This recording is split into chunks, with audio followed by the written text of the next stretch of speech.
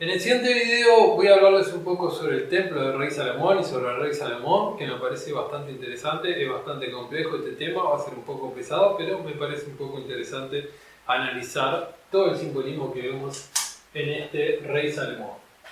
Primero que nada, Dios le dio sofía o sabiduría al rey Salomón. Salomón fue un mal rey, mató a su hermano y a muchos más. Construyó el templo, Dios está en todas partes, no precisa lugares sagrados, y vamos a ver que este lugar sagrado gastó una enorme fortuna para construirlo e incluso esclavizó a su pueblo para construir este templo. Después construyó una muralla, dijimos que construyó un templo, construyó una muralla, construyó un palacio, que este palacio era mucho más grande incluso que este templo. Después construyó altares para adorar los dioses de sus esposas, porque él se casó con muchas mujeres, y entre ellos, entre los altares, construyó altares a Moloch. Recuerden que a Moloch se le pedían sacrificios humanos. También se dio al culto de otros dioses. En el diccionario enciclopédico de la masonería, por ejemplo, lo nombran a Astoret, que en sus últimos años se dio al culto de este ídolo, entre los muchos que hizo por amor a las mujeres, ¿no? También otro ídolo era Chemosa, se llamaba, uno de los ídolos a cuya adoración se entregó Salomón después de terminar el templo. O sea, construyó el templo y se dedicó entonces a las mujeres, a adorar a dioses paganos, etc. Me dice la Biblia que no puede adorar a Dios y a Mamón. O sea, él adoraba básicamente el dinero, y a las mujeres, y el paganismo, etc. Bueno, dijimos entonces, construyó muchas cosas, muchas mujeres, alrededor de 1000, el número de romanos, M igual 13. Pero entre esas mujeres lo interesante es que antes de describir el templo de Salomón nos dice que se casó con la hija del faraón, que obviamente va a tener su simbolismo entonces en este templo. Después era súper rico y castigaba a su pueblo con impuestos altos, o sea, saqueaba al pueblo, lo esclavizaba. El rey Salomón esclavizó a su pueblo, en total 183.600 personas trabajaron en el templo, aproximadamente costaría unos 4.000 millones de dólares, bastante plata, ¿no?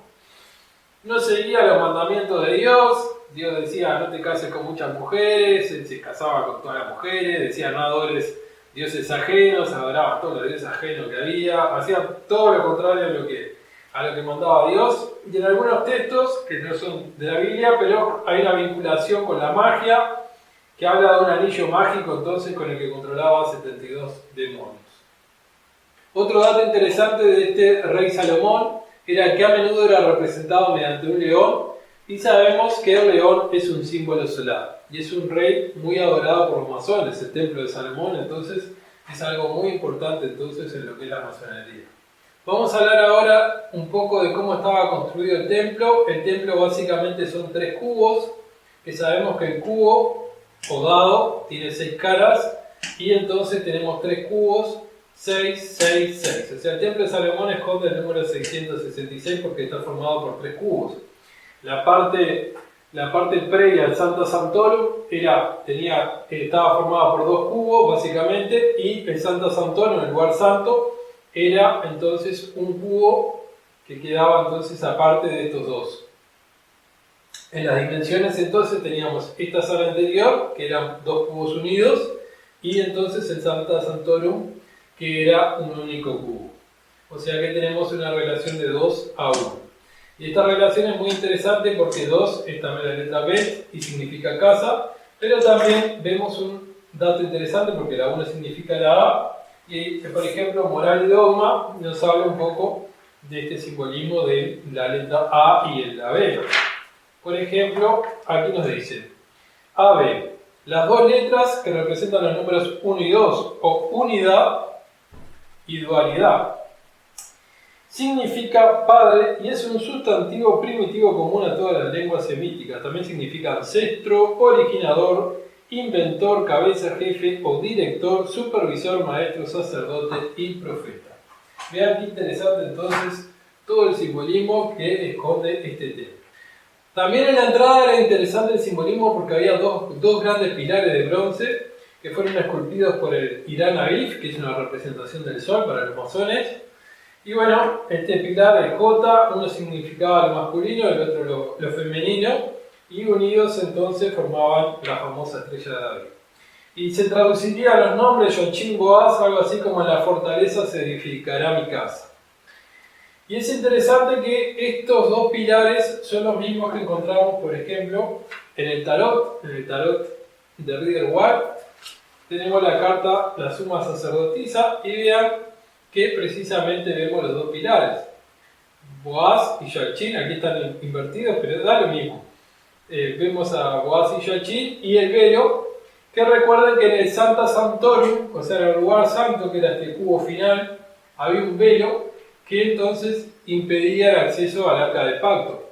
El Arca del Pacto nunca se encontró porque, según algunos investigadores, estas columnas al ser huecas estaban llenas de arena y bueno, se activó un mecanismo de seguridad que había en caso de emergencia, que lo que hacía era que el Arca del Pacto se hundía y quedaba bajo tierra, quedaba escondida. También decirles que una mujer, como vemos en esta carta, que es lo mismo que vemos en los pilares, esta mujer que vemos en la carta representa a una religión. Por ejemplo, una ramera en la Biblia significa una iglesia falsa. Otro simbolismo interesante de estos tres cubos es que los tres cubos, si los desplegamos, formamos tres cruces. Y es lo que vemos cuando se crucificó Cristo. Y esto tiene un doble simbolismo. Por un lado tenemos la geometría estática y por el otro la geometría dinámica. Y se unen en lo que nos dice Lucas 23, 44, 45. Vamos a leer ese pasaje. En Lucas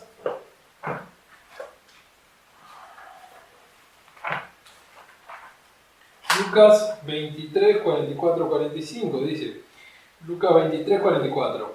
Era ya casi la hora sexta o el mediodía y las tinieblas cubrieron toda la tierra hasta la hora de nona. El sol se oscureció y el velo del templo se rajó por medio. Entonces Jesús, clamando con una voz muy grande, dijo: Padre mío, en tus manos encomiendo mi espíritu, y diciendo esto, expiró. Estas tres cruces que simbolizan la geometría estática son una representación simbólica de lo que ocurre en los cielos, o sea, la geometría dinámica. En la geometría dinámica tenemos tres círculos, o sea, tenemos un círculo que representa al Sol, otro que representa a la Luna, y cuando se unen en los cielos se oscurece el Sol y vemos la corona solar. Esto se explica mucho más simplemente en este libro que se llama El poder mágico de las pirámides, que dice lo siguiente. Página 180. Parece razonable admitir que existen en el universo dos tipos fundamentales de geometría que pueden definirse como sigue. Geometría estática, que sería este cubo, y la geometría dinámica, que sería el circulito. Vamos a la parte interesante. Entendemos por geometría estática aquella que no necesita de los números pi, o sea 314, o phi, 1.618, para la determinación de sus elementos dimensionales y volumétricos. En cambio, donde dice la geometría dinámica, es la geometría donde siempre intervienen pi o phi para determinar sus elementos de dimensión y volumen. Dice, en efecto, el cubo es la forma más perfecta y equilibrada que puede considerarse en geometría estática, mientras que, dice, la esfera es la más equilibrada y perfecta de la geometría dinámica. Vemos en los cielos geometría dinámica y en la tierra geometría estática. El templo de Salomón, entonces, esconde el 666, la geometría estática, es una representación a su vez de la geometría dinámica, y este templo entonces estaba escondido mediante un velo, que era el mismo velo de Isis que vemos en la carta del tarot de la Suma Sacerdotisa. Y bueno, me parece interesante entonces hablarles un poco de todo este simbolismo entonces que se esconde en lo que es el templo de Salomón. Y bueno, nada más, espero que les haya gustado el video. Si les gustó el video, denle me gusta, suscríbanse, compártanlo y nos veremos en el próximo video. Hasta la próxima.